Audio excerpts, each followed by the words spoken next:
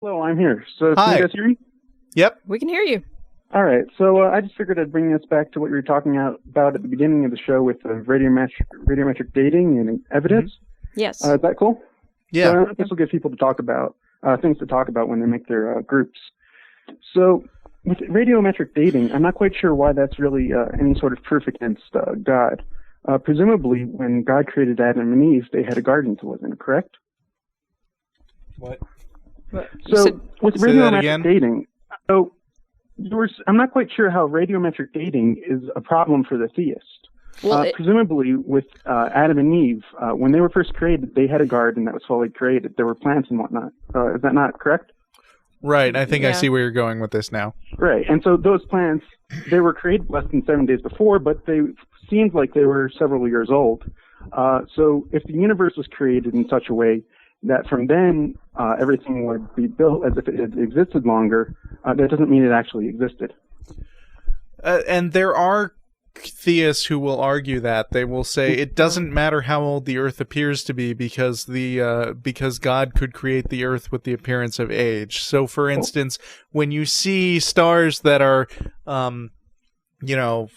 more than 6,000 light years away, then they'll say, oh, well, that's not a problem. I mean, it would be a problem scientifically because if the universe was only 6,000 years old, then at the moment the stars were created, the light would have started traveling and it wouldn't have reached us yet. Well, yeah, and But they say that's not a problem because God. God created the light in transit. Yeah, but you have that Yeah. same problem with the garden. If you're going to question the stars, you have to be questioning the garden. And so then it seems like the story, just because there's the garden there, when they were put into, the garden was all ready for them to eat the fruit, that the story must be wrong. And it seems like you're begging the question somewhat in doing that. So, but anyway, this moves me on to my next point, which is about evidence. Uh-huh. It seems like on the atheist experience, people have seem to think that evidence is very important. You were talking about how the theist would push aside the evidence that he doesn't believe in and only take that evidence that supports his views. Is Yes. that correct? Sure.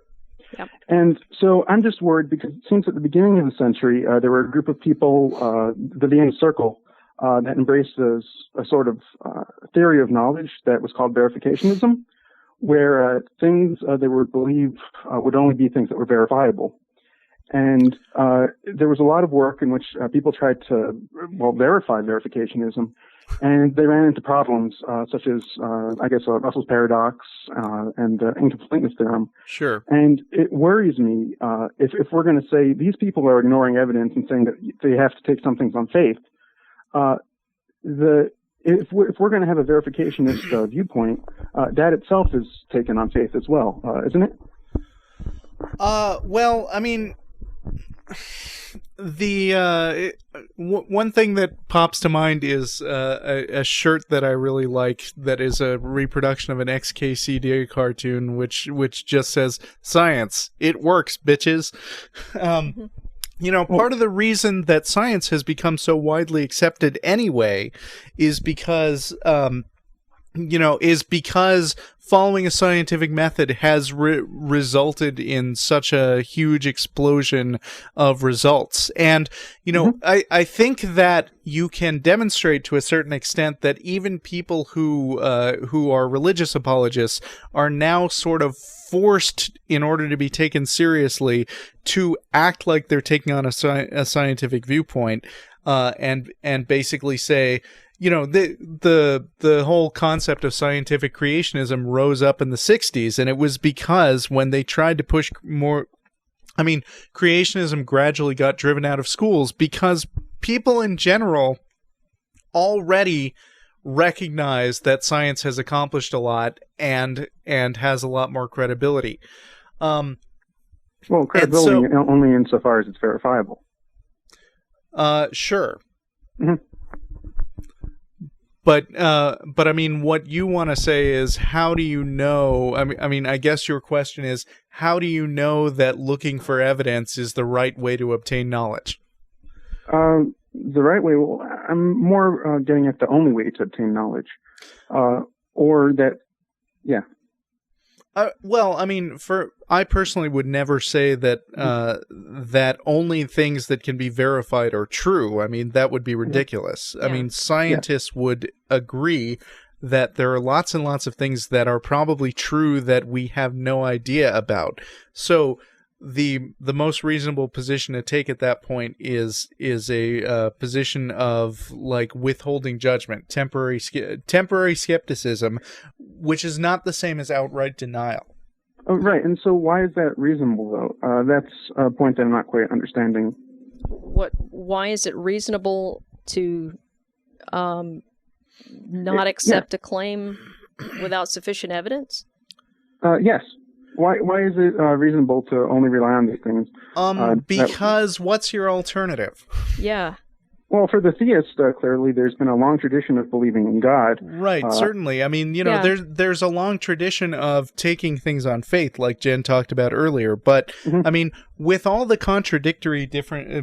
different contradictory faiths that are actually out there, and some of them really clearly harmful, like the example that's become so easy to bring up, the September 11th hijackings. How do you distinguish? But I mean, you know, what is faith but basically acting on your fervent opinion that it's true without requiring any evidence? And how would you go about distinguishing one kind of faith from the other? Well, I'm not quite sure that you'd want to use the September 11th hijackings. Well, sure I do. As an example. Why not? There may be more non-religious basis behind that, having to do with the American occupation of the Middle East, the British occupation of the Middle East. If this had happened to Russia, right? But do you deny that the specific people who took the initiative to fly those planes into buildings actually believed in their afterlife? I think. What about the people in the American Revolution when the shot that shocked the world or whatnot? Were those people that were voting against the government? Were those people religious? Did they think that they would go to heaven? Well, or were they simply too afraid?